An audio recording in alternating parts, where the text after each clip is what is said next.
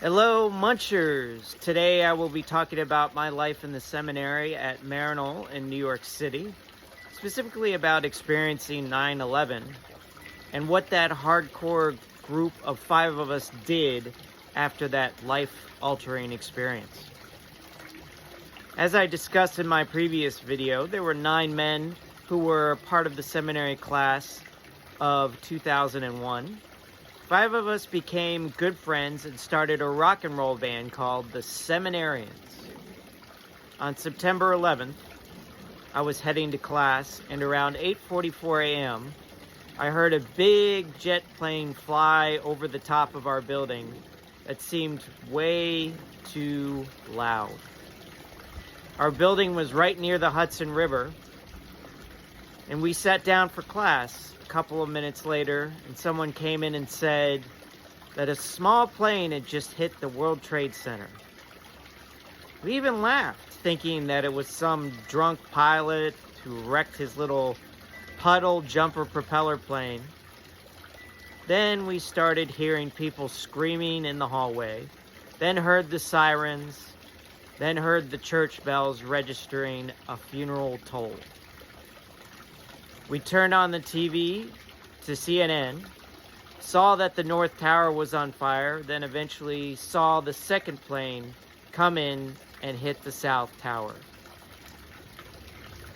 At first, we had to calm people down throughout the building who were hysterical and panicking. After that, we went to a quick church service to pray for the victims, and then immediately mobilized to go down and donate blood to the Red Cross and get as close as we could to the scene to help out victims and assist wherever possible. By the time we got close enough to the buildings, they started collapsing, starting with the South Tower, then the North Tower not too long after. Rather than dwell on that horrific tragedy that we all witnessed, we all decided to use our collective talents to raise money for the families who lost loved ones on 9/11. We started doing charity concerts at local venues with our band, the Seminarians. At one event that October, we played at an event near Sleepy Hollow. We're all traveling around in a big white van to carry us and our instruments, of course. After the concert, we all went to celebrate at a local Mexican restaurant in Sleepy Hollow. We sat outside on the back patio, and a mariachi band happened to be playing. Stu couldn't help himself and got his guitar out of the van and started playing with the mariachi band. They played a lot of crowd favorites from the Beatles, the Doors, and the Rolling Stones. The Stones song he played was Ruby Tuesday. And wouldn't you know it, a member of the audience, which at this point was the entire restaurant who came out to listen, happened to have a story related to that song. She claimed to be Ruby, the inspiration for the song written by Keith Richards. She told us the story of how she was a cabaret dancer in London and met the Stones on a Tuesday evening while they were both performing. Keith Richards fell in love with her that night and proceeded to carry on a love affair with her. He wrote the song for her.